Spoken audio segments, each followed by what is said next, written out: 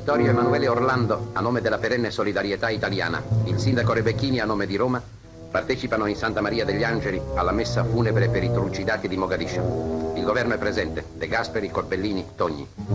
Questo rito di Roma corrisponde allo stesso rito celebrato all'Asmara e a Mogadiscio.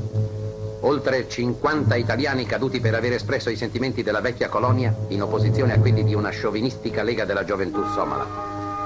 Il tragico eccidio è avvenuto in occasione di una visita della commissione quadripartita intesa ad appurare lo stato d'animo delle ex colonie delle quali abbiamo chiesto l'amministrazione fiduciaria.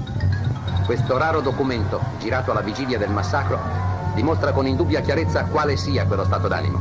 Da Massaua alla Asmara, dal Tigray alla Dankalia, la commissione ha incontrato l'eloquenza di questi cortei, di questi cartelli, di questi tricolori.